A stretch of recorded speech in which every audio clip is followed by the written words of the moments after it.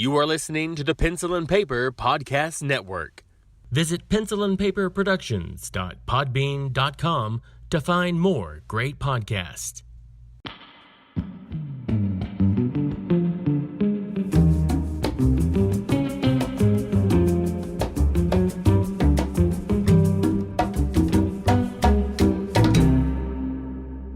Hello and welcome to Cinema Salsa, your tasty condiment of film talk.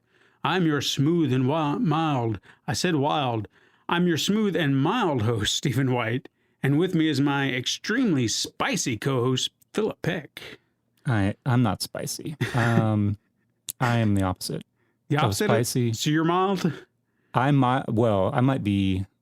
Is there something lower than mild? I don't think so. Is there a catatonic spice?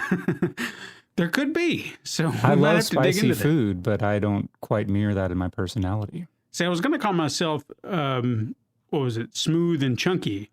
But I was like, well, then I'm saying I'm fat. And I don't feel like I'm fat.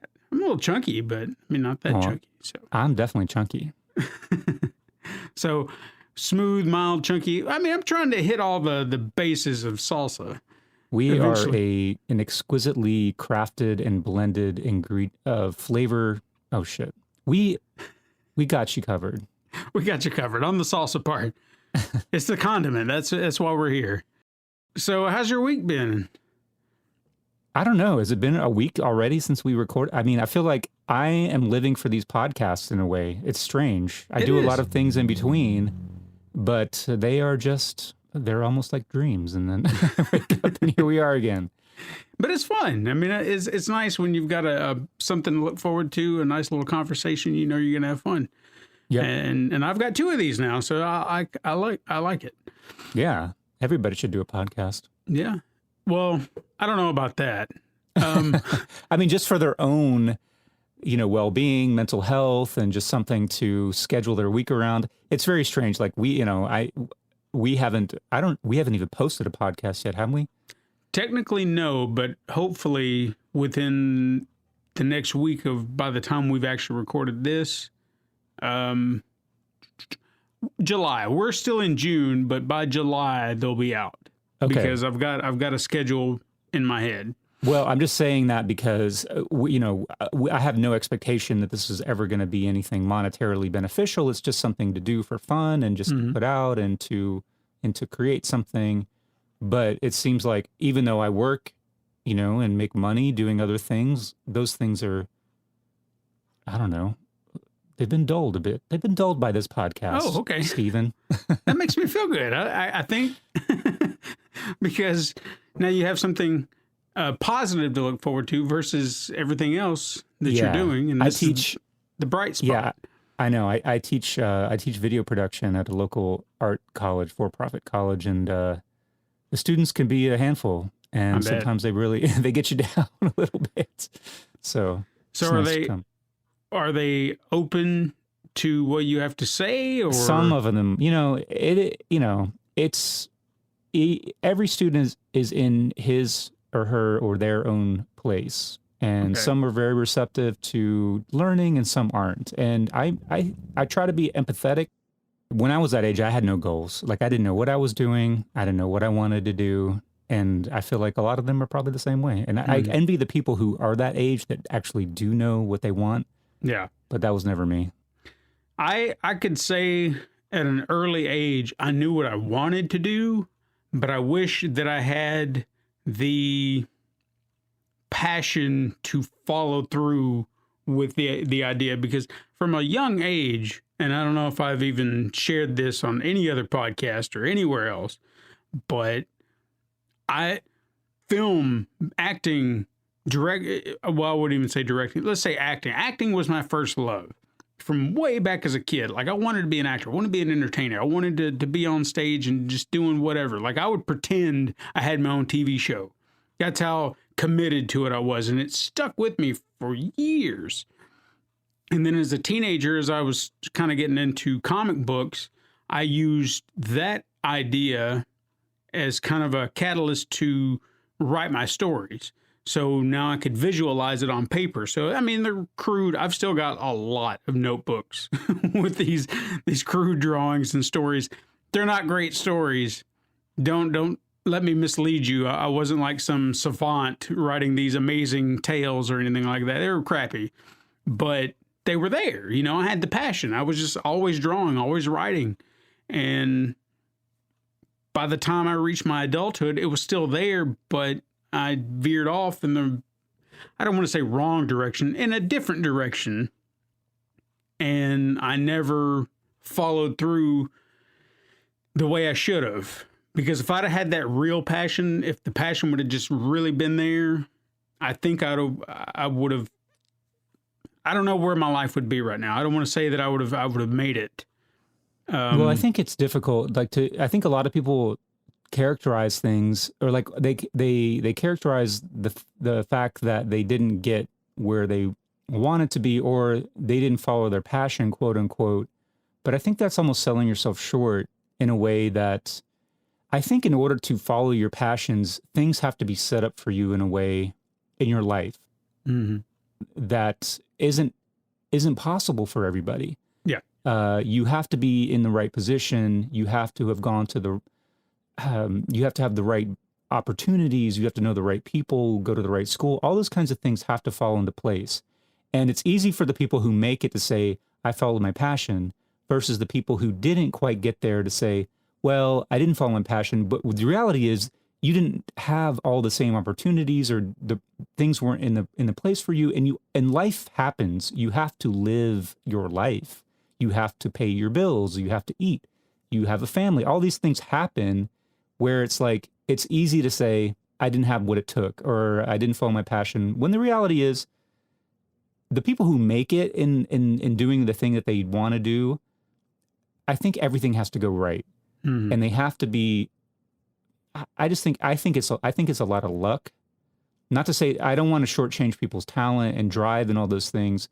That's important, but you probably have just as much talent and drive as some of the people who made it, but things didn't quite fall into place. Does that make sense? No, absolutely. What you're saying right there, I was actually trying to remember a quote, and it came from Rob Paulson, who's a voice actor, and he's said several times, he had a podcast at one time where he was talking about, or talking to voice actors about their careers and everything like that. And one thing he's always stuck by is the careers that a lot of these people have is a combination of opportunity and luck. Now, he says it in a very proper way that it makes it sound like it's a beautiful quote, the way he kind of lays it out there. But that's what it essentially comes down to. There's an opportunity, and you're lucky enough to have hit that opportunity at the right time, and boom, that's what happens. So everything you just said is that in a nutshell. Yeah. Yeah. And I think things are changing now a little bit, but a lot of artists, they come from privilege. They come from wealthy families, and that's what society doesn't need artists. Artists are only possible when society has a surplus of resources, when people can just stop producing in order to live and actually do something that is outside of that whole survival aspect. So it is a very privileged position to be in, to be an artist. And I want to be an artist. I'm not knocking it, but I think that's a reality. So people who make it often come from privilege. I don't know your background. I don't know how you grew up, or where you grew up, and all those kinds of things. But I think if you don't come from privilege, you are, or like I said, things have to be set up in a way for you to be able to pursue what it is you want to do. And if you don't have those opportunities and things aren't set up in a way for you, you're at a disadvantage. Yeah, absolutely. Is this part of this show? I think, well, this is... I mean, maybe we're actually giving some people some advice. So they're actually kind of looking at it going, I never thought about it that way.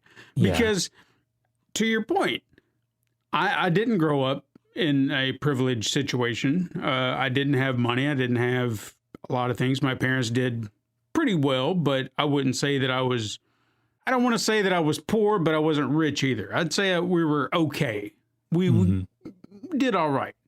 But even a lot of the stuff that I do or have done in the past, because I don't want to say that I do a lot of stuff now. The podcasts that I'm currently doing, whether it's this or Super Mega Crash Brothers Turbo, they've provided a new creative outlet for me, whereas YouTube was something that I was passionate about for a while, and I think I overworked myself. Mm-hmm. I don't want to say that for sure, but I still do have that passion. But this is kind of a nice way to kind of keep being creative without doing that other stuff, because I'd say without the podcast, I would have pretty much hit a wall, and I would have been through a drought again, because I did do that between 2004 and maybe 2011. I had a drought. Well, 2005, 2011, I had a drought. Like, I was working on things I wanted to do, and then suddenly it just stopped because I had nothing else to do or had no one else to help me with it. Then I tried it again, drought. Around 2016, it started to pick up again. And then there's a stretch where I was just working constantly. I mean, you can go on my YouTube and there's just a stretch of videos week after week after week after week. And then the wall hit again. The well dried up, except for this or the podcast. So I'm appreciative of the podcast realm for allowing me to still produce content in a way that may not have been possible at some point. So I'm appreciative of that. And if I don't ever make it anywhere, I don't know about you. I mean, I'm still working to get there if possible, maybe. And whether I get to enjoy it a long period of time or not, I don't care. But I'd still like to do it as a job. Yeah. Well, it's about, it's super cliche, but it's about the journey as opposed to the destination. And regardless whether you ever get to the final destination, as long as you stay on that journey and keep doing the thing that somehow making room for the thing that makes you happy and the thing that really interests you and motivates you, then I think that's the important thing. Because, we're about to get super existential and dark here, but we're all going to die and nobody gives a shit what happens after we die. And so while you're here, then just do the things that you want to do, to the extent that you can. Yeah, exactly. I mean, for is two things that I try to keep in my head, at least now. One, Samuel L. Jackson was 47 when he had his first movie role. That's something I keep in the back of my head. I'm not there yet. So he was 47? 47. It blows my mind. Wow. Yeah. He's been making movies forever. That's what it feels like. But 47. It's just, it's mind-boggling to me. So what was he doing before that? I don't know. I don't know. I need to look at that. But another thing I like to kind of keep in the back of my head is, even if it never goes anywhere, the content that I have, maybe, hopefully, one day will find an audience, whether it's within my lifetime or not. Yeah. And even if it doesn't, my kids, my grandkids, my great-grandkids, this stuff will be there, hopefully, unless YouTube falls apart.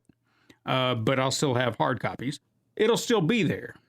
So hopefully they can see that as a window back in time and be like, oh, that's, a relative of mine from way back when, and look what he was doing here. Maybe. I don't know. They could look at it and say, this is garbage.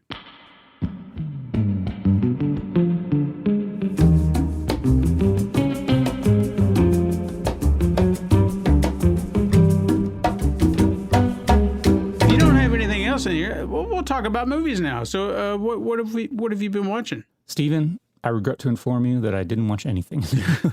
Don't feel bad. I don't think I must have watched something. I don't think I did. What about you? What have you watched? Well, I would also say that I felt like I had not watched anything, but the more I thought about it, I was like, well, I kind of have, but nothing new to speak of, except for maybe one thing. Last week on the last drive-in, they showed a movie called Evil Speak. Have you ever heard of that? I have not. I've not heard about it either, but it featured Clint Howard, which I don't know if you're a fan of his or not, but it's Ron Howard's brother, if you don't know who Clint Howard is. and he's kind of one of those actors that always pops up in a movie here or there. There's rare few movies that he's actually been the star of, and this is one of those. I think another one that comes to mind, which I've never seen, but I've seen it on Amazon, is kind of like, hey, maybe you might want to watch this. It's called The Ice Cream Man, which is a horror movie. This is also a horror movie. And the movie, I don't want to say it's like great. I mean, it wasn't bad for an 80s devil worshiping horror flick, because it was about this kid. I think he was in a military school, if I'm not mistaken. And somehow he comes into possession of some ancient ritual texts from some priest, some Satanist priest from way back when, which they actually start the movie with that guy played by Richard Mall, who a lot of people, if you're as old as we are, might remember him as Bull from Night Court. And he performed some ritual, and then they come back around present day 80s, and somehow the Satanistic being possesses his computer, and now all this stuff is going through his computer, and then he gets powers to take revenge on the people who killed his dog because they were assholes. That was kind of sad. This is like the precursor to John Wick. Like what? Yeah, that's kind of what I said. Because when they killed his dog, it's like, oh shit, he's about to go John Wick on some people, because that's what it boiled down to. Like he was being picked on by these guys, but once they killed his dog, it was all over with. It's like, nope, that was game over right there. Yeah, and then he turns into like super powered Clint Howard. Hey, that rhymed. And then just started killing people, and it was insane. But I think the coolest part of the whole show was they actually spoke to Clint Howard, and he's such a humble guy. You know, who is Clint Howard? I am not familiar with him. I guarantee you see his face and you'd be like, oh yeah, that guy. You might not know his name, but like I said, he's Ron Howard's brother. He actually made his start. Okay. Yeah, gotcha. He made his start. Just Googled him. So he starred in this movie. Yeah, and he was the enforcer, or the person who went on the revenge. Yes. Okay. Interesting. Mm-hmm. Not the kind of person that you would think would exactly do that. Yeah. I mean, in the movie, you feel so bad for the guy because he's being shit on by all these jerkasses in the movie.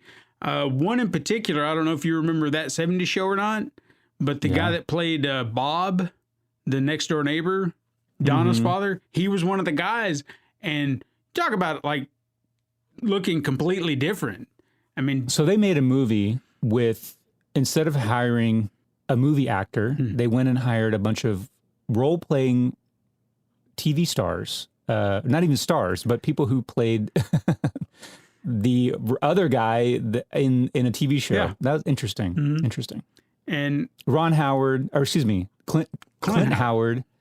The neighbor from That 70s Show, the bailiff from Night Court. The bailiff from Night Court. Yeah. And I'm sure there were a few other faces in there too that I just don't remember. Those are the three that stuck in my head. But like I said, it wasn't a bad Sideshow movie. Bob from The Simpsons was the villain. That would have been hilarious. It wasn't, like I said, it wasn't a bad movie. It's just, I guess you'd have to be in the mood for it. But what I found the most entertaining out of the whole thing is that, again, this is part of the last drive-in. Joe Bob was actually talking to Clint Howard live, just talking about the movie, the experience, and stuff like that. And he actually spoke about the scene about the dog, when the dog died. And he got choked up as he's sitting there talking about it. You're just like, don't start crying, Clint Howard. Please don't start crying about the dog right now. And he said he had this memory that helped him get into that moment in the scene to help him kind of break down about it. And it's so sad, but they paid him such loving homage at the end, saying a little song. And they even had Ron Howard show up like briefly just to kind of serenade his brother. So I was just like, you can't beat that. That's amazing. That is a very fascinating sounding movie. Yeah.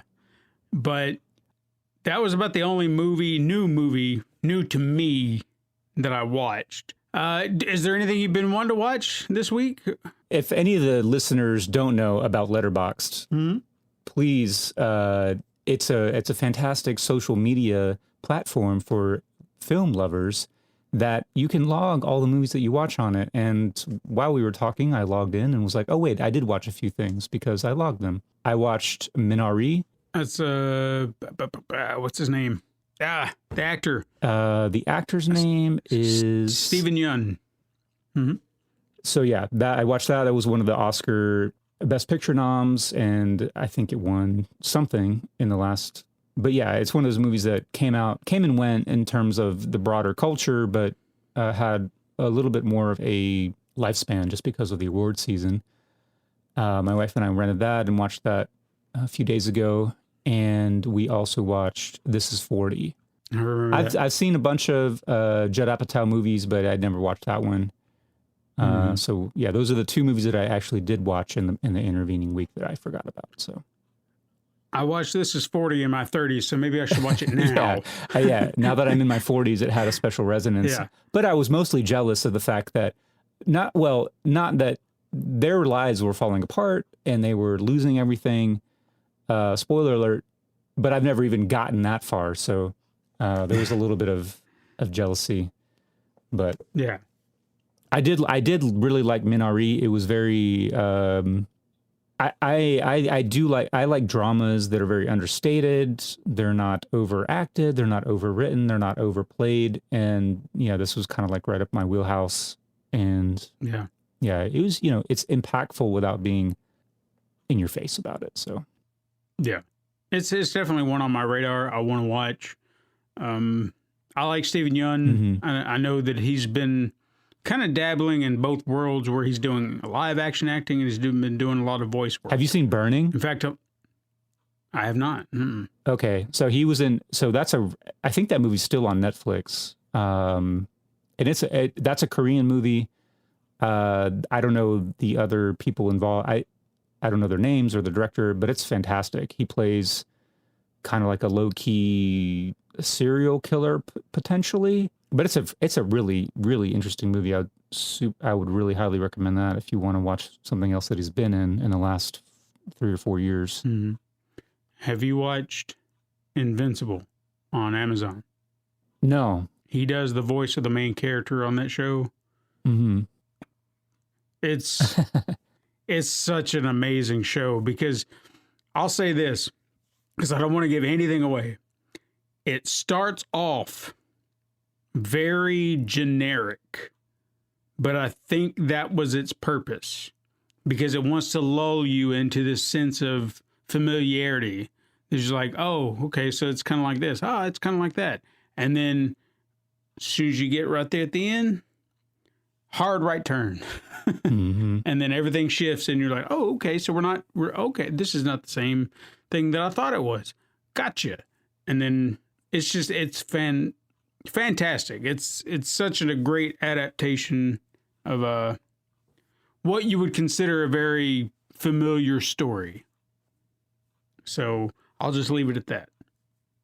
Give the first episode a watch, and if you're not hooked by the end of the first episode, then nothing will hook you. Because I feel like that's the thing that'll do it. Right. That's on my radar. Yeah. But I got nothing that I really want to watch outside of the stuff that I kind of mentioned last week or the week.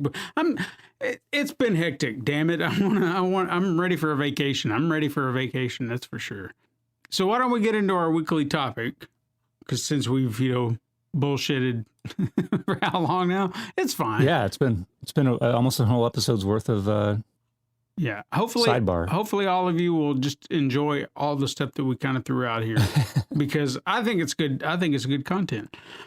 The weekly topic we're going to focus on this week are remakes and reboots. And I really don't want to say... I guess we just want to talk about them in general and I guess the good, the bad, and if there's an ugly side, sure. It's Hollywood recycling itself in a way. And we're not just seeing it in movies now, we're seeing it in television, which I never thought we'd see, but here we are. So what are the TV episodes that have been recycled, or the TV shows? TV shows. Well, let's see. Magnum PI was one. Right, okay. Hawaii Five-0. Yeah, Hawaii Five-0, Golden Girls. Golden Girls? Golden Girls. Are you serious? I have not seen this. I don't even know if it's aired yet, but it was Golden Girls. But instead of for older white ladies, it's for older black ladies. So now I've twisted it. I see how they dare. And they're even doing the kind of the same situation with the Wonder Years. It's getting a reboot, but now instead of focusing on a white kid and his family in the 70s, it's focused on a black kid in the 70s. I think it's the 70s. So that's interesting, and that kind of brings me back to last week. You mentioned SpiderMan and Miles Morales, and how was it Miles Morales? Yeah. Okay, appreciated the fact that it's like a new Spider-Man and not the old Spider-Man. Where I don't disagree with you, but I would say there is an opportunity to reboot Spider-Man as a black Spider-Man or a Hispanic Spider-Man or whatever the case is. But I think it would be most interesting if he were placed back in the timeline, going back to the 1960s. So what would it mean for Spider-Man to have been black in the 1960s? What would it mean, or what would the story be? All the ramifications if he were not the white Spider-Man from the 1960s. So that's an interesting story that I think has a place. Otherwise, I agree with you that, if we want to make a new Spider-Man or a black Spider-Man and you want it to be in the present day, then just make a new Spider-Man. That's fine. So that it kind of going back to the Wonder Years, which took place in the 1960s, a white family in the suburbs. Of course, that's the story that was told in the 1980s when the Wonder Years came out, and there was no, So it makes sense to me to reboot the Wonder Years nowadays as a black family, as long as they go back to the 1960s. Otherwise, it's telling a story. Does that make sense? No, yeah, absolutely. Because something that they are actually actively working on, I don't know if you heard about this, but there was talk that J.J. Abrams was looking to do a Superman movie, but then he got involved with, can't remember the name of the writer, and I'm going to mess it up. Hang on. Let me do some Google searching, because I need a name. It's right there in the tip of my tongue. The cerebral cortex, the frontal lobe. It's like, the tip I know, of your tongue. Because I feel like if I say it, I'm just going to mess it up if I try to be like, oh, it's okay. Even looking at it, I don't know if I can say it. Ta-Nehisi Coates. Yeah. Okay. It's actually Ta-Nehisi Coates, but it looks like Ta-Nehisi Coates. Okay, thank you. They are actively working together to write a black Superman film, and to my knowledge, they want to set it back in the 19 fill in the blank. They didn't specify. Right. I feel like you should go back to the 1930s. Yeah. Because that's when it all It's such a long running character, but it would be, it doesn't matter. Like there's the racial dynamics could play. Oh, well, they can play nowadays. Yeah. But you have a range that you can go back to and reboot that story, and tell it from a black perspective, and it would have resonance. Ta-Nehisi Coates, by the way, has been writing, I don't know if he's still writing it, but he took over the Black Panther several years ago for Marvel and had been writing their regular Black Panther series. And I think he's done some, I don't know if he's still writing Black Panther or if he's moved on to other stories, but I don't know. But I did kind of, I was interested about it, about the approach, because when they said J.J. Abrams got involved, I don't have a problem with the guy, but I feel like he's one of those directors that people are kind of eyeing now just for anything. So what did he do? It was Star Trek, and then when he did, oh my God, Star Trek is just something so new now, and then we're going to make him do Star Wars, and then he did Star Wars. It's like, oh my God, he did great for Star Wars. So now he's just like the go-to guy to reboot stuff. And his whole shtick, I think, was like contemporary Spielberg. So he worked on Lost, and then I think he did Super 8, I can't remember.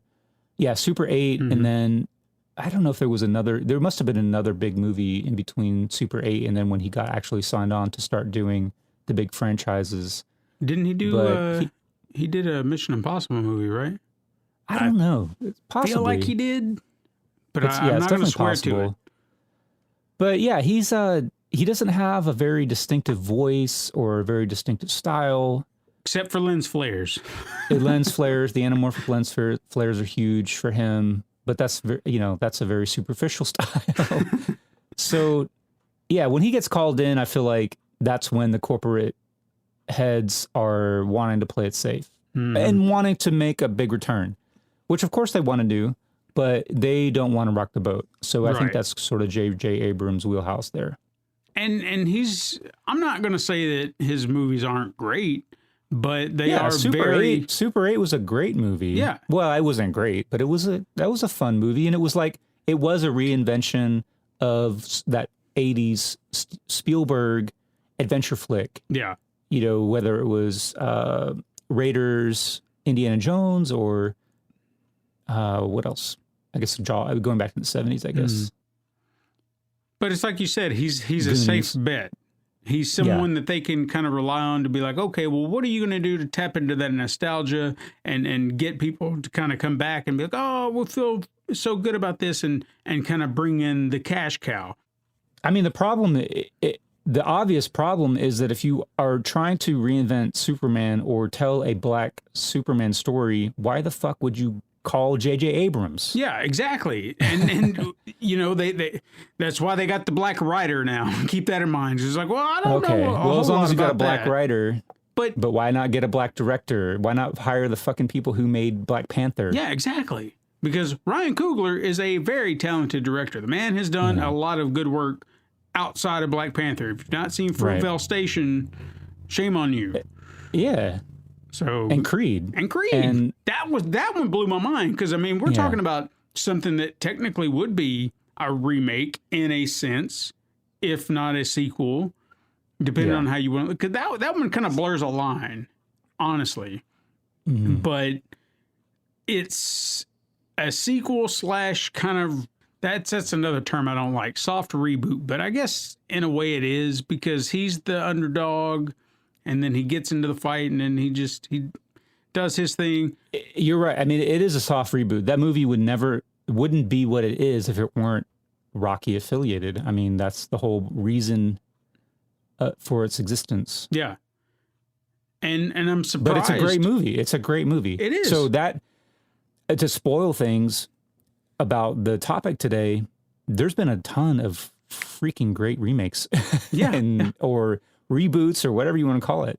But at the same time, there have been a slew of terrible. Oh, of course. But so I guess that's the topic I want to kind of touch on with what we're looking at here, because obviously Hollywood's looking at remakes and reboots as a cash cow. They see something as a safe bet versus going for something original, because the remakes or the reboots, it's a known franchise. It's made money in the past, and you're like, hey, this will work again. And even sometimes it doesn't, because I'm gonna like drag just the first great example of I don't want to say a failed franchise, but something that I don't feel like had the opportunity to really grow like it should, or they didn't have the proper studio behind it. And then they attempted to reboot it, and it still didn't find its footing.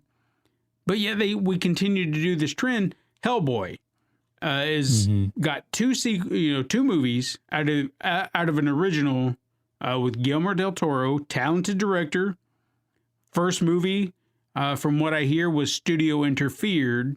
Second movie, studio stayed out of it, and it's, in my opinion, the superior film out of the two, because he was allowed to just go wild and be creative. But for whatever reason, it just didn't find its footing. Therefore, the studio found it to be a gamble. Fast forward X amount of years later, and now we have a reboot, which again, in my opinion, not a bad movie, but I kind of wanted to see the end of what we're already kind of building toward. So now we're left in limbo with this one sequel that never happened. and we got a subpar reboot. So why? I guess my big question is why do they continue to go down this road of taking a gamble on remakes or reboots, because they're not all winners, versus taking a gamble on something original, because they could. I don't see the statistics going one way or the other. No. We talked about this before too. Like it is a gamble. Hollywood is always a gamble. Making movies is a gamble, and I think they're looking for. It's not a sure bet. It's not a safe bet. Well, it's a safe bet, and it totally comes down to execution. Who gets brought on, the script, the screenplay, who writes it, how is it written, who directs, who produces, all these things. The execution is such a huge deal, because in preparation for this thing, I was like, Googling best remakes, and there's a ton of great remakes, a ton of great reboots, and it all just depends on all those factors that I just mentioned. And then you can Google worst remakes. Why did the RoboCop remake suck? Why did Texas Chainsaw Massacre, Poltergeist? I'm just scrolling through the list here. Old Boy was remade by a great film director. Yeah, that was Ghostbusters, Charlie's Angels. A lot of it has to do with like the strength of the original IP also has something to do with it, and whether or not it actually fits into the present day. Like, why remake Charlie's Angels? Yeah. This day and age, and it's been rebooted twice now. Actually, there was a mid 2000s or early 2000s Charlie Angels, and then there was one that came out a couple years ago, and it was like diminishing returns after the first one, and then diminishing returns on the second one. Red Dawn. It's like these movies speak to their time frame, and I think they want, of course, the producers of these movies, the creators, are savvy, so they understand that. But whether or not they can tap into it, or whether they can actually make it resonate with the current time, is another thing. And I think that what Hollywood, they often get in their own way, where everything is focus tested, everything is written and rewritten, it's written by committee, it's shown to test audiences, all these things kind of like sand off what made these movies great in the first place. And they just get, they're marketed to death. Yeah. And I think that's a huge thing where the remakes don't always work because of the whole process. It's corporate. Yeah. And corporations don't have a really great track record of creating anything that's worth a damn, so, or worth seeing. Yeah. I think I just put my foot in my mouth. Of course, corporations make stuff that people want, like iPhones and whatever, but that's a whole nother. So let me ask you this about remakes and reboots, in your opinion, because I have a few floating opinions. If you were to approach a remake or reboot, and I really don't know what the difference is, honestly, I feel like it's just different terminology for whatever works. If you were approached to remake something, would you look to remake it within the confines of what had been done prior, or would you try to take elements which make it work and then do something new with it? Because in my experience with remakes, I feel that sometimes it works both ways. And I've not quite figured out why. And it's weird. Like, I can't wrap my head around it. Well, yeah, I don't think there's a right answer. I think it's a combination of all the things that you just mentioned. You have to take into account what made it successful, what made it resonate with people in the first place. Otherwise, why do it? But then again, you also have to make it relevant and new and fresh, whatever buzzword you want to apply to it. Mm-hmm. Otherwise, what's the point? So, well, of course, the point is to make money, but yeah, there's a combination of those things, and whatever special sauce, whatever salsa has to get stirred up to make it work again. I don't know. It has to do with whoever's working on it. They have to come up with the recipe that makes it succeed. The impetus, I think, there is a money-making impetus, of course, but I think a lot of it is sometimes people really want to make something. They really love the source material, and they want to redo it. They want to make it contemporary. They want to put their own spin on it, and that's fine. Like, there's nothing wrong with that. So, yeah, there's a whole lot of conflicting motivations, and there's some combination that makes it work versus not. But great example of that, which I honestly feel like it's a tedious effort, and I don't understand why they did it, because I felt like this director was talented enough on his own to do this on his own and put his own spin on it, but to remake something shot for shot, almost entirely, Psycho by Gus Van Sant. And it hurt my brain, because I'm like, dude, why are you remaking the exact movie?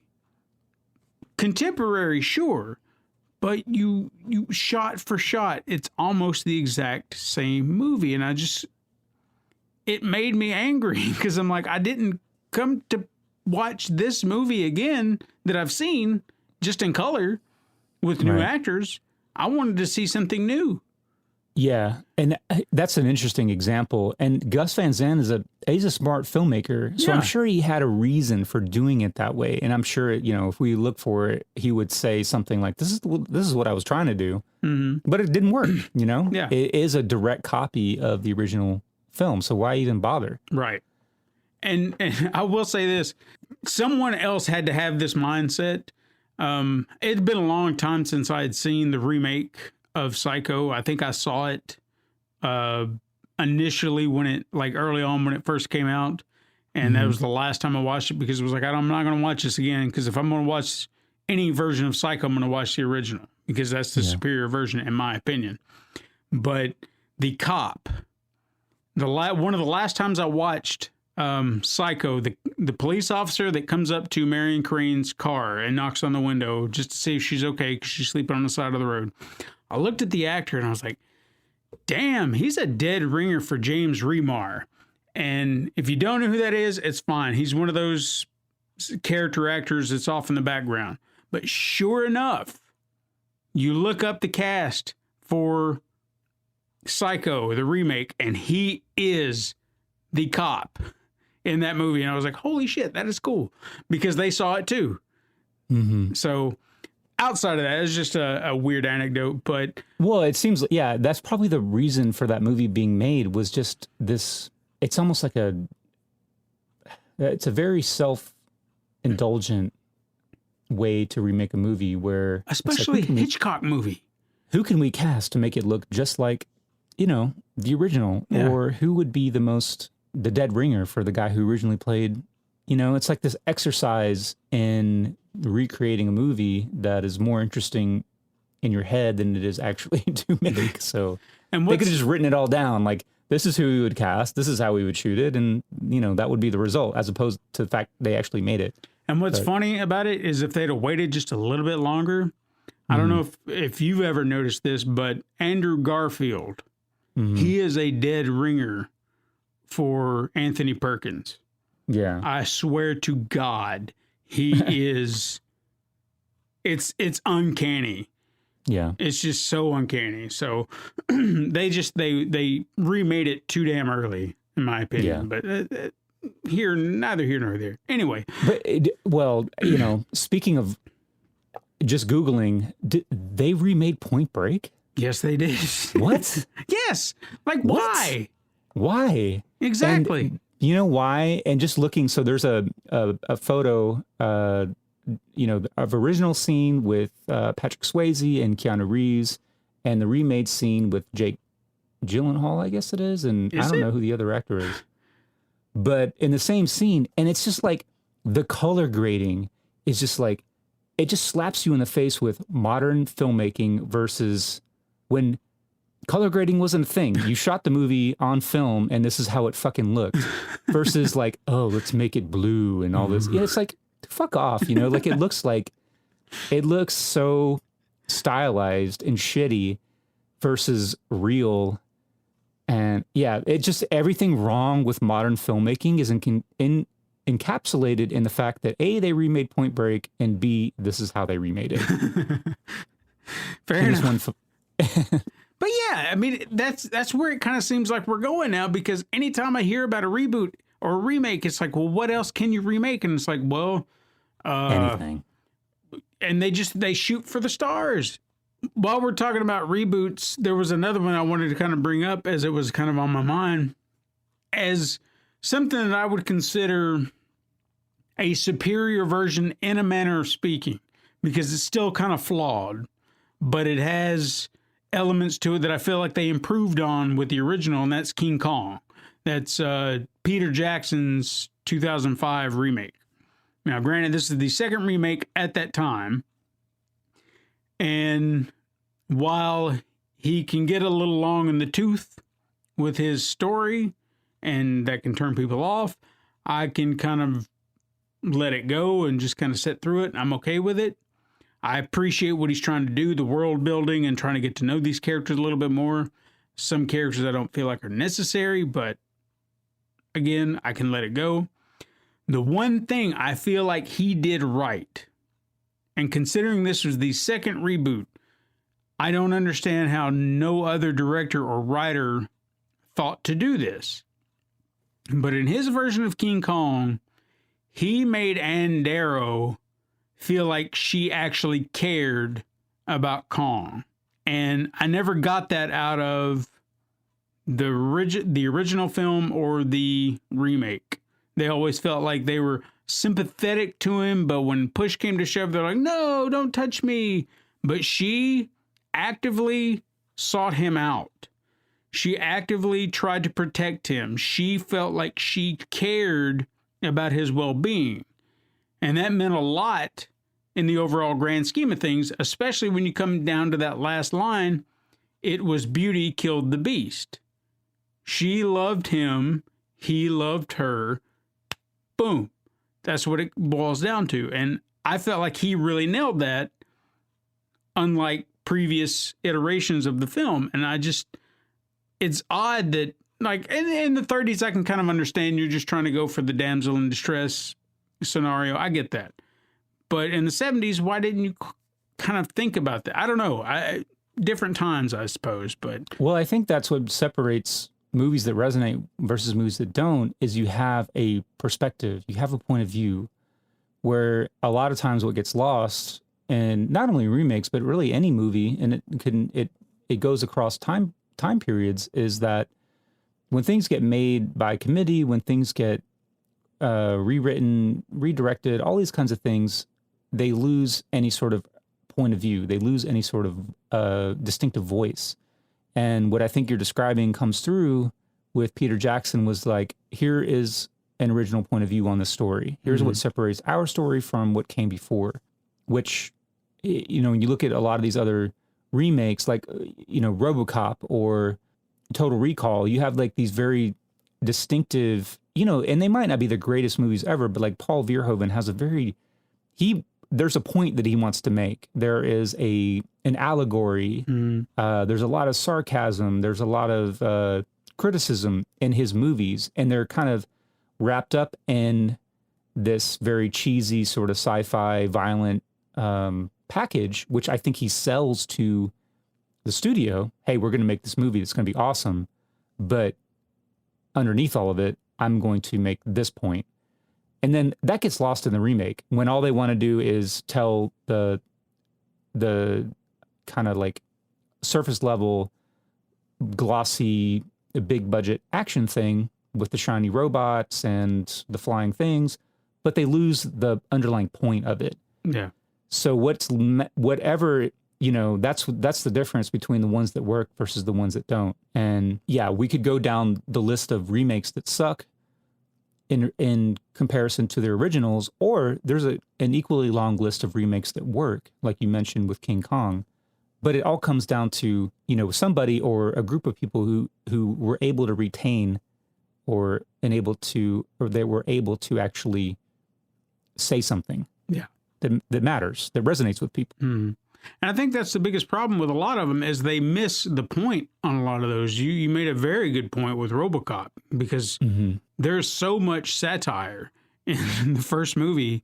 Second movie, they dabble with it a little bit, and I think it gets a little lost, but at least they try to maintain that somewhat. And I think that's what kind of made, like, I'm a defender of the second RoboCop. I know that some people don't like it, but I feel like they're trying to I guess, hit that same mark, and they might miss it here and there, but they try. And then the third that just falls off, and then that's where we get into the remake category, where they don't understand what this was about. It wasn't about just a man turning into a machine and becoming RoboCop. There's so much more going on there. Take a look at Starship Troopers. That's laced with so much satire, and I feel like it gets lost on the wrong audience. Yeah. But a lot of these remakes and reboots that come about, the ones that do not work are the ones that I feel don't have an original voice, an original idea to really take the concept and turn it into something else. Terrible example, or a great example of a terrible remake, in my opinion, is The Lion King. This was an exercise in seeing how far we can push technology, but that's all we're doing. The story doesn't matter because we're going to use the exact same script that we had originally, and we're just going to reread it with an entirely new cast, save for one actor, and then there you go. And I can't watch it again. I watched it once, and I will never do it again because it was just so tedious. I've seen this movie, and I've seen it much better with more emotion and an animated character. Yeah. And it doesn't make any sense why you're doing this. I guess the idea of remaking the exact same thing that had been done prior to the letter drives me up the wall, especially when they cherry pick things, because this does it almost exclusively, and then they'll stop and then they'll add in a few things, and then they'll go right back to this. And it's like, why don't just rewrite the damn script, please? Because you're almost there. You're just peppering in new lines to kind of fit your narrative at the moment. But then you'll go right back to, Hakuna Matata. See that? Wow, well, look what we're saying. We're saying that thing that you remember from the 90s. Don't bother. Because I don't care. I really don't in this moment. And it's just, it's hard for me. I think another big thing is whether your life actually spans the original and the remake. Mm-hmm. So a lot of these things, like when I was growing up, there would be a remake of a movie that was made before my lifetime. So it has a different resonance versus something like Lion King, where we saw the original and now we're around to see the remake. Mm-hmm. And versus like, our kids, for example, maybe they didn't see the original, so the remake is the new one. So that has a different resonance. It doesn't necessarily mean that the remake is good. No. But I feel like we are more like critical or upset by ones that encapsulate our actual existence in a way. Oh yeah, I can see that. I would even say to a point that over time I found myself appreciating movies kind of like you said, the remake situation. I'll use King Kong as another great example. That the 76 version was kind of within the realm of my existence, as a little outside of it, but right there, you know what I mean? So it was kind of always there. Mm-hmm. But as I've gotten older, I have a different appreciation for it versus the other two. So I see what you're saying, but I feel like over time we can grow our opinions just if we allow ourselves to. Yeah, and that wasn't a defense of The Lion King. I'm sure the remake is shit. And everything Disney's were doing with these live action remakes is just purely a cash grab. There's no other reason to remake them in the literal way they're doing with live actors other than just to make money. There is no perspective there except the capitalist perspective. And that's the worst thing. And look, I'll even say there's a remake of there's one film series, okay? If there was ever a film series that needed a fresh remake for a film series of objectively bad movies, it would be Friday the 13th. But I'm a sucker for it. I love this stuff. I know they're bad. I know they're not great, but I love the chaos that they ensue. They did a remake, and the filmmakers knew exactly what they were doing. It's not a great movie, but they tapped into what made all those other movies, I guess, enjoyable for the fans, and they just stuck their guns. They said, you know what? People are here to watch Jason slaughter some people, throw in a couple of boobs, and we're golden. And that's what they did. And you're just like, okay. I mean, it's not an original take on it, but they did a Friday the 13th movie just like we've seen time and again. So thanks, I guess. That's kind of a modern take. They really could have, like, I've always thought, in my opinion, that if someone could write, and I've even wanted to do it myself, but I've been too lazy to do it. If someone could write an origin story for his mother, like how she got pregnant, what was her childhood like, and all that stuff leading up to his death. And so I feel like that would be a fascinating story. But I just, someone's got to get there. And I've not been one of those people to take my time to do it. But I feel like it would be a fascinating tale if done right. But it's just not happening. And of course, there's legal matters that I won't even get into right now that will stop that from happening right now. But I don't know. I mean, even in the simplest remakes of some of the shittiest properties, and I love Friday the 13th, don't get me wrong, but I admit it's low bar. Even Paramount was ashamed of it. It's just, they knew what they were doing. There wasn't this ability to create high art. They were just like, we're making a Friday the 13th movie. We don't have to do a hell of a lot more than just slaughter a couple of people and throw a couple of tits on the screen. Boom, done. And it worked. That kind of goes back to some of the stuff we talked about before, is like there was a range of movies that were made. You had a whole slate of movies across budgets, across genres that the studios would make in a given year, because it was sort of like a crapshoot. Mm-hmm. So there was room, a little bit of room for horror movies. And there wasn't like expectation that they would win an Oscar or whatever, but they were cheap to make, and they could potentially make a lot of money. I think what gets lost in a remake is the impetus for the original story. The impetus for the remake is either a love for the original story and a desire to redo it, to put your stamp on it, or just like with Disney's sake, or in Disney's case, the desire to make money on something they know is going to make money. But what gets lost in either case is an original story that was told out of a need to tell that story. So I don't have a lot of knowledge of Friday the 13th, but going back just a little bit further, something like Texas Chainsaw Massacre, which is, reviled by a lot of people as just this god-awful, horrible, slasher film. I think there's a lot in there, whether it's acknowledged, whether it's conscious or whatever, that speaks to the time frame. Early 70s, Vietnam, a country at odds with itself, coming apart in a way at the seams, tons of assassinations of public figures.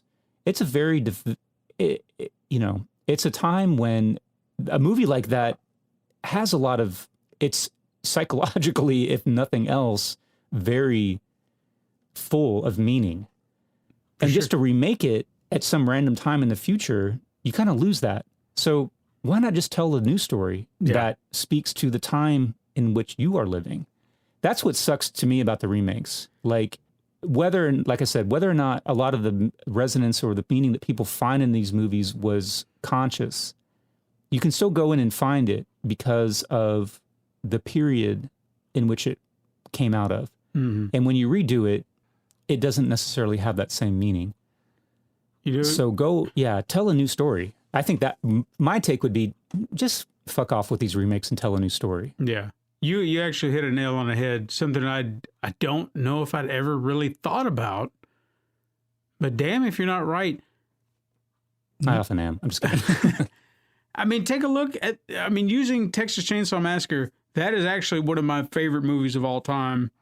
The first one and the second one, and I guess to a degree the third one, they stick to the year in which they're made.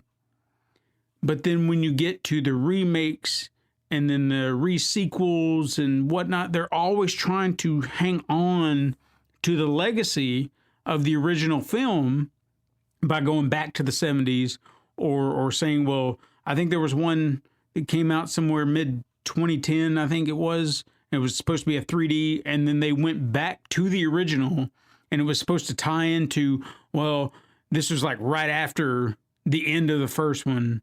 So when you do the math, it doesn't add up because it's like, okay, so Leatherface would be 60 years old now, right?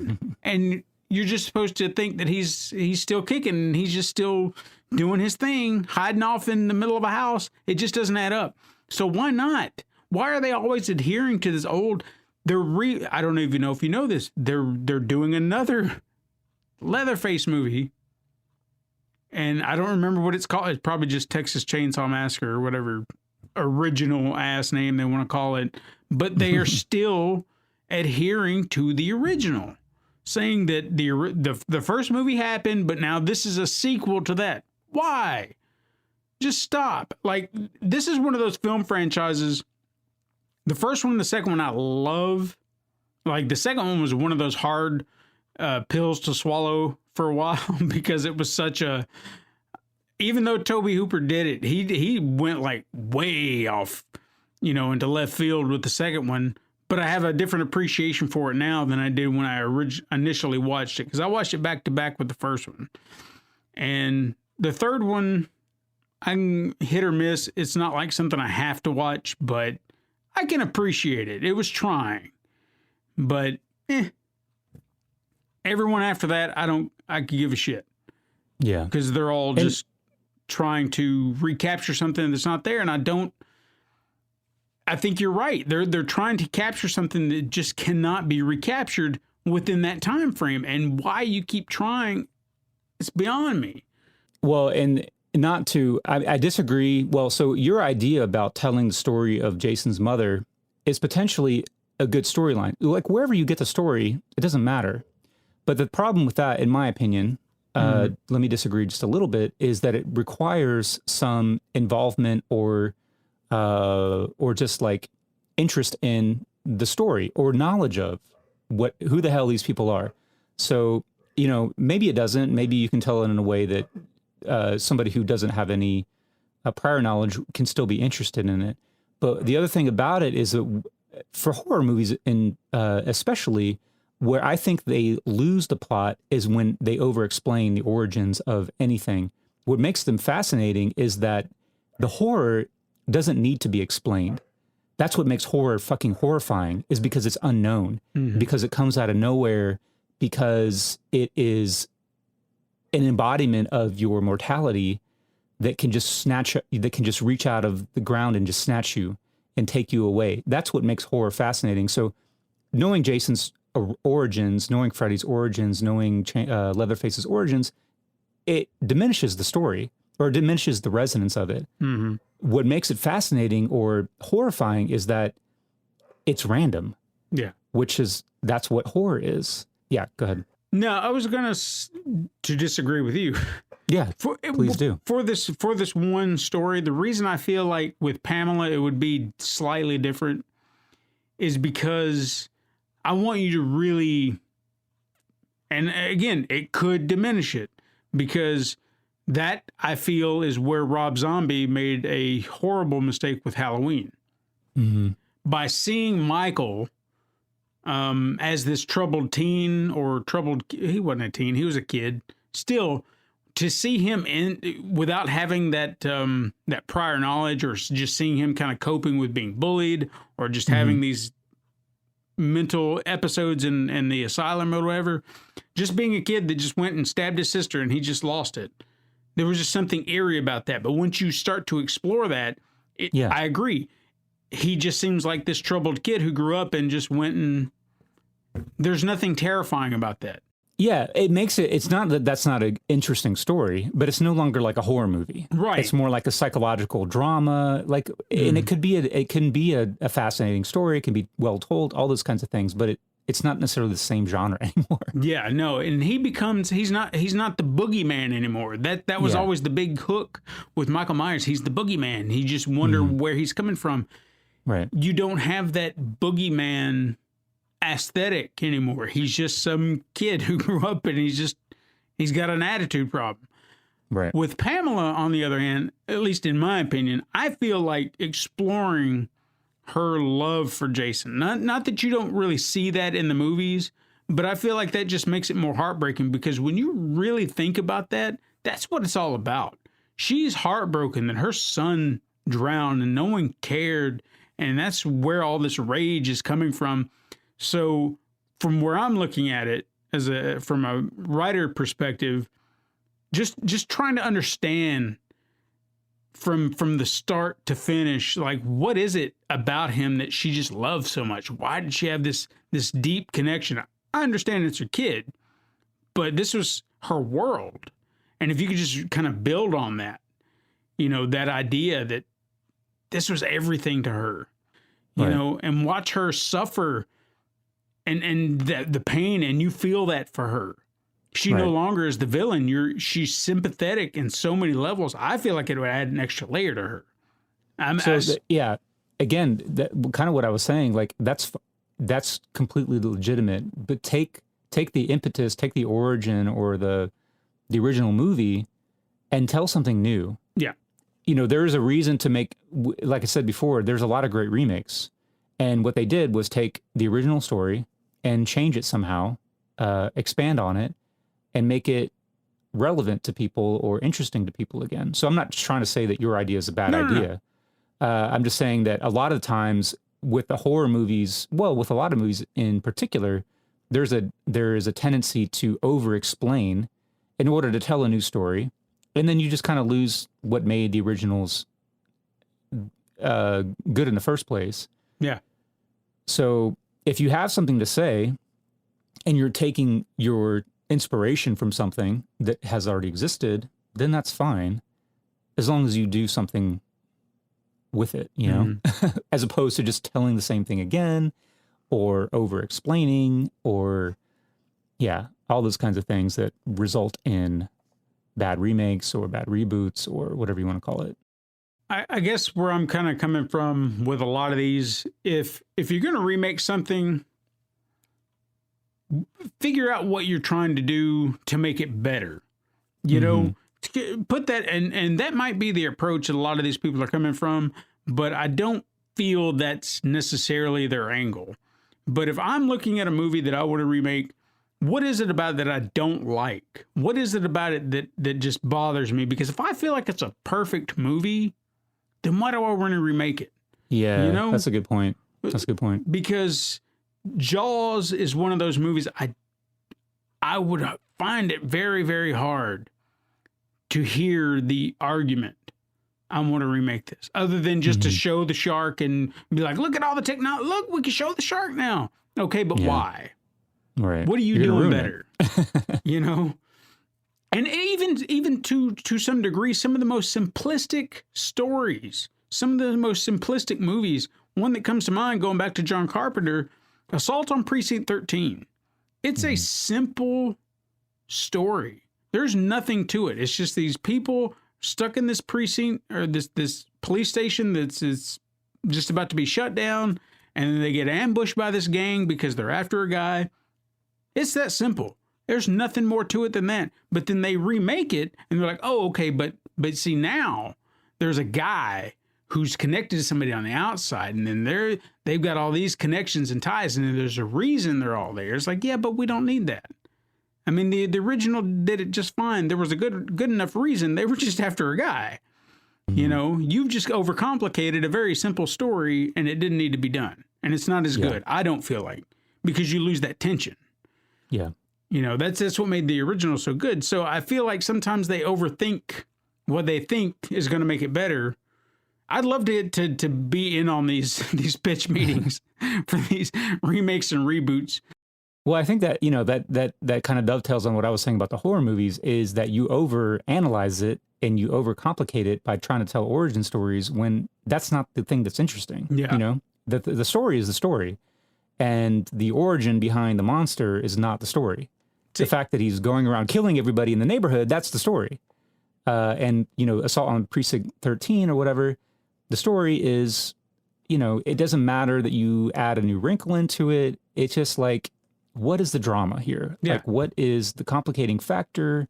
How do the people change throughout the movie? Like, drama is drama. Mm-hmm. And if you can't identify what makes the drama compelling, then, you know, you're lost regardless of whether you're telling a new story or a remake. But thinking about horror movies, because horror movies is one genre that's like rife with remakes, and it kind of, you know, in the last 10, 20 years, even before Disney got on the game, we're remaking stuff ad nauseum. But I can't think of any. I'm not a big horror fan. I haven't seen a lot of horror movies, but anything in the last 10, 20 years that has resonated with me has been an original story. Yeah. It's been It Follows, The Babadook, The Witch, and nothing like Friday the 13th remake or Halloween or anything that came out. Those original movies still stand up, but the things that still that the new ones are the new ones. Yeah. Not something that tried to remake something that came before. Funny enough, as I'm sitting here thinking, as we're talking about this, you reminded me of, it's kind of ironic if you think about it. It was a couple of years back, they announced they were going to remake Child's Play, which they did. And when it happened, the creator of Child's Play, Don Mancini, just kind of tweeted it and said, why are they doing this? Because he wasn't involved. Like, someone had the rights to remake Child's Play, not Chucky or just whatever, just Child's Play, because they had the film rights. And they were like, we're going to remake this. So he just kind of casually was like, who's asking for this? And I tweeted back, money. And he's like, exactly right. And I walked into that movie with that expectation that this is going to be a terrible remake. But I actually kind of respected what they did, because they didn't attempt to retell the original movie. They took an entirely different spin on it. Instead of Chucky being this soul-possessed doll, he was now an AI that is malfunctioning. So his boy, Andy, is telling him, well, don't do that.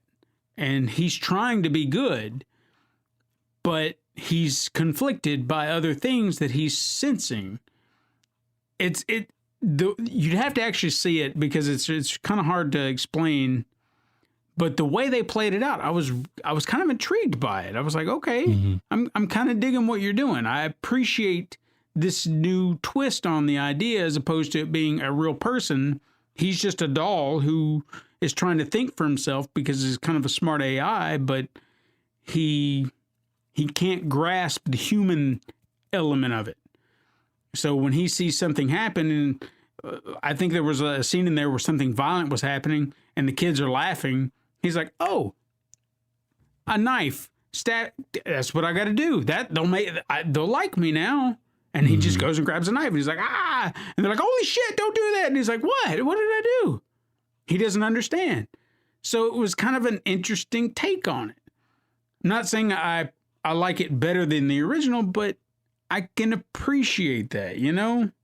Yeah. There's an original idea with the concept of killer doll. That's Right. all you did. You said, "I got killer doll. His name is Chucky," and go. And there's your idea. I think Yeah. that's kind of a smart way to maybe approach these in some way. Yeah, it's essentially taking a known quantity and doing a completely different thing about it. Which is, probably one of the better ways to do a remake is, you have an established IP that you think is going to make some money just because people know it. There's some name recognition, but you make an entirely new movie. And as long as, like we've talked about, as long as you have a perspective, as long as it's something that resonates with people, then it could totally work. And that's the way to do it. Yeah. But that's not to say that all remakes and reboots are great. No. I don't know what the right way about it is. I would like to see more original things because, kind of to your point, what you were just saying earlier, some of the more original ideas you've seen here lately, they resonate with you more. They stick with you more. Mm-hmm. You know? And it's not even about, like, I think there's a misconception or about originality. It's not even necessarily about originality, but it's just telling something that's yours, that's new. And of course, everybody borrows from what they've seen and what they've experienced. Nothing comes out of a vacuum, but telling your story, telling something that comes out of your experience and the world that you live in, as opposed to trying to rehash something that's already been done, I think is always going to be more interesting than, One of the greatest ideas that I've seen here lately, and I didn't think I would like it, and we're kind of going back to horror movies. I apologize. But for whatever reason, this was just the greatest mind-blowing idea I've seen in a long time. But there's a director, Christopher Landon, and he's made 3 movies now, and he's working on a 4th. He wrote and directed Happy Death Day, Happy Death Day to You, and Freaky. Have you seen either of these movies? No. Okay. What he's essentially doing to create an original idea, and I say original because if you think about it, he's not taking the full plot of these movies. He's just taking the basic concept of what these movies are about and mishmashing. So the original idea for Happy Death Day and its sequel essentially boils down to, what if Groundhog Day was a horror movie? And when I first saw the trailer for it, I was like, no, what? And there was something about it that just felt foreign, and I just didn't want to see that. I was like, no. But then I gave it a shot, and I was like, holy crap! Why did I not just watch this initially? Because it's bizarre, but in all the right ways. Because you're taking this familiar concept we all know, Groundhog Day, but now there's a killer on the loose, and every time she dies, she has to re-wake up the victim, or our final girl as she is.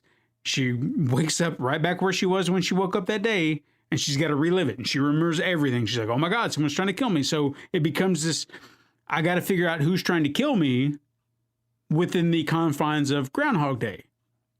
And it just seems original in a way, just mishmashing the two ideas. Freaky is another one. He takes the idea of something like Friday the 13th and mishmashes it with Freaky Friday.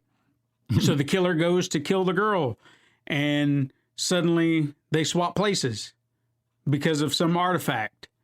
And now the killer is in her body and she's in the killer's body. So everybody's freaking out because like, oh my God, it's the killer. And she's like, no, it's me.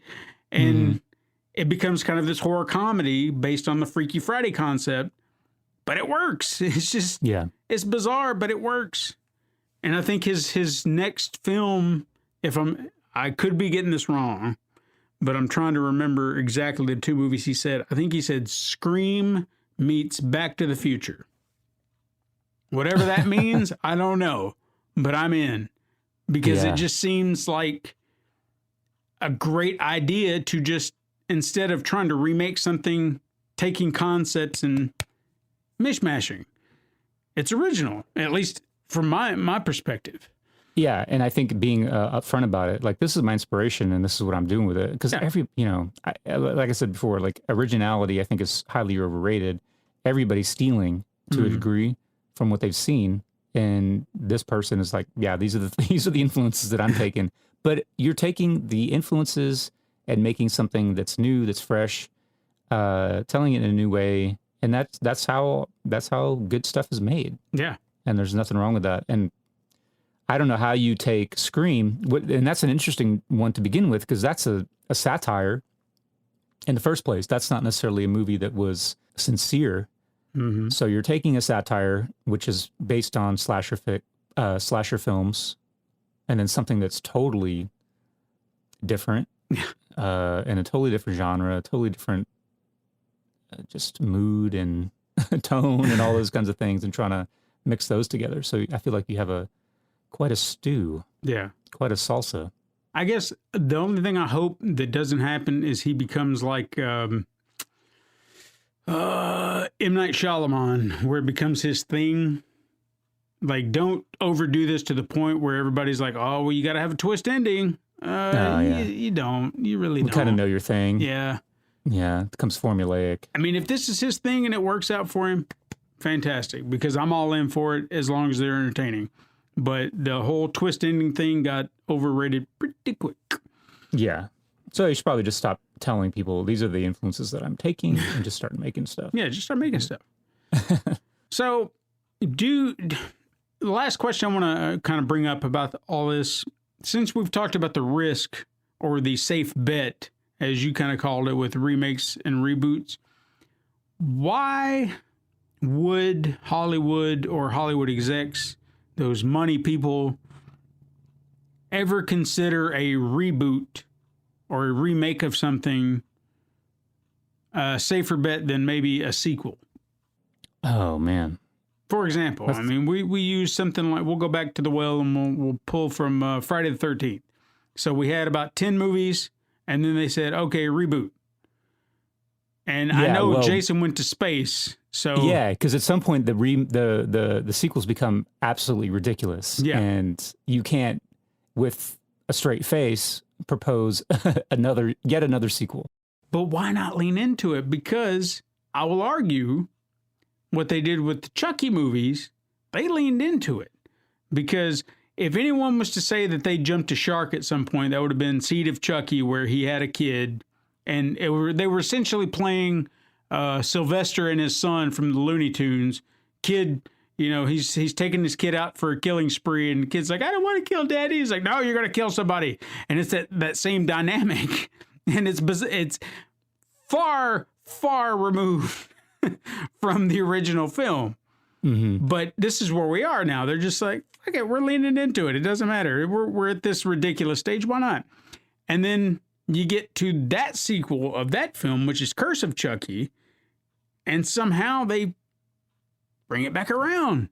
And I'm well, I would suggest that there has to be some sort of diminishing returns with the sequels, like they stop making money. But that's the weird part, though. As far as I'm concerned, now granted, Seed of Chucky was it was the last movie in theaters, not counting the remake. But Curse of Chucky was such a good movie by comparison. It's like they went, okay, well, here was our low bar. We got to go back up. And they did. And it was just like, holy shit, this is really good. So if you can do that, why not do that if possible?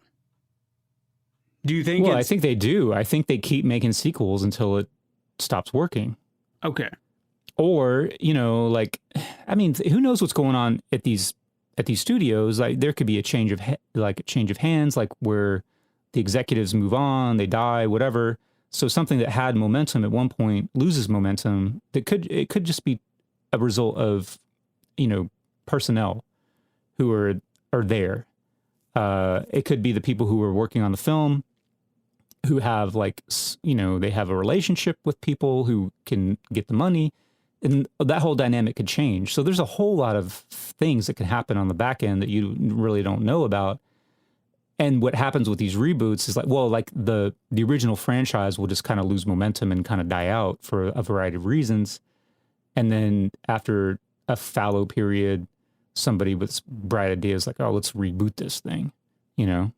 So I think it's like a combination of sort of like a natural death and, you know, maybe it loses steam financially, it stops working. Yeah, I don't know. There's a lot of different things that could happen there. Well, when you mentioned the studio situation, it almost kind of circles back around to what we started with, the opportunity and luck.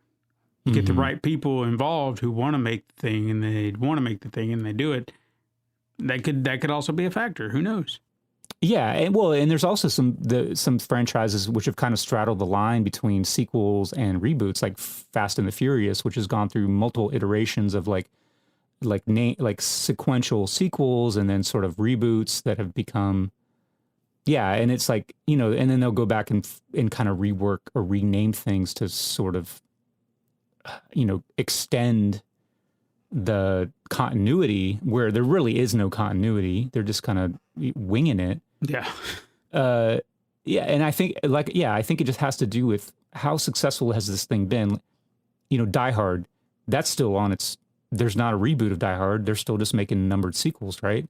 To my After knowledge. 30 something years. I don't know. There's no good. I don't have a good answer for you, but That's fine. there's a variety of factors, I think. It's just fascinating when you see all these remakes happening, and then yet you also hear at the same time we're getting an Indiana Jones sequel. Well, you want to wrap this thing up? Because by God, we've kept our audience for 2 hours almost. But hey, it's fine. Hopefully everyone's enjoyed this, because I've enjoyed talking about it. So to everyone listening, thank you so much. If you're listening and enjoying us talking about cinema in its purest form, if I may say so, because we're not just talking about one movie, we're talking about it all.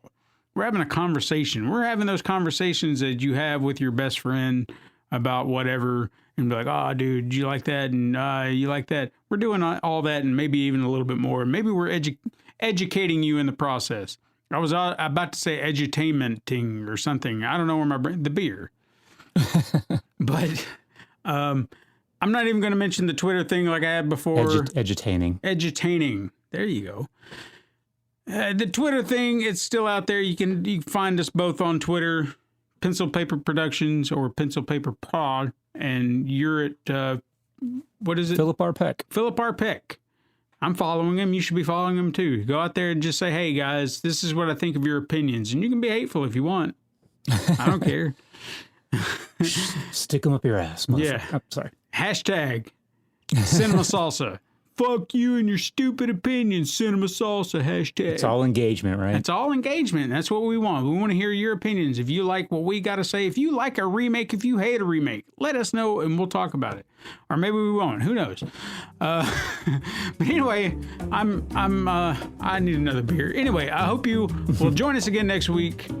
But as always, until then, keep supporting your local theaters. We'll see you then next week. This has been a Pencil and Paper Podcast Network production.